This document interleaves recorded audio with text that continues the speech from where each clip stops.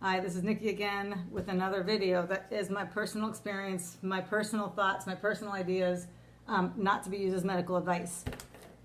I am over caffeinated, I'm overexcited, and I was due because of my timer anyway. So I will tell you right now that what I'm doing is I'm in minimum delivery. I've been in minimum delivery for an hour and a half. I just exited auto about 15 minutes ago.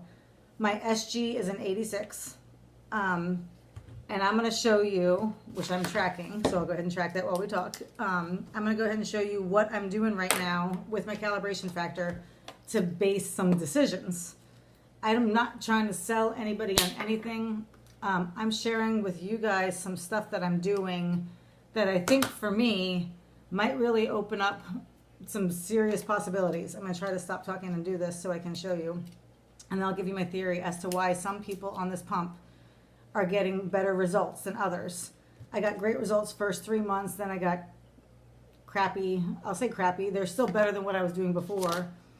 But I realized that the big difference, I added gluten into my diet because I have a son with celiac disease. So I added gluten into my diet, which meant I added carbs. And as soon as I added those carbs, I saw fluctuation, big fluctuations. Then I had problems with my pump. I realized that the more stable I was, the better my pump does, and the more I begin to fluctuate, and now I know why, and I'm so excited about it all. Okay, my SG is an 86. My BG is a 108. My iSig, I'm going to break it all down. I'm going to post it. If you got questions, there's like 6 people watching it anyway. I hope those 6 people have a blast with it. I don't know. Okay. My iSig is a 17.93. So what I'm going to do is I'm going to go to my dollar store jumbo calendar, and I'm going to divide my BG 108 divided by 17.93, and I'm going to tell you what it says, a 6. So my calibration factor is a 6. The reason that means something to me is because 15 minutes ago I tested, I was still in auto. My SG was an 88 and my BG was a 121, but I was a 6.6. So what I understood, I've been in minimum delivery, and I know that I rise after minimum delivery most of the time. So that 6.6 is evidence that I'm rising. So I decided to get out of auto. I did a small bolus, a small manual bolus. I chose 0.4 to try to make up for some of that I had through minimum delivery. And then I set my timer for 15 minutes because I also don't want to crash. And I understand that in reality, a 108, 121, like those aren't high numbers. So I'm working with this calibration factor, but I'm trying not to set myself up for a crash. So now what I know, and I also did a bolus for a coffee, which I've been not drinking. It's sitting there. That's going to hurt me if I don't drink it.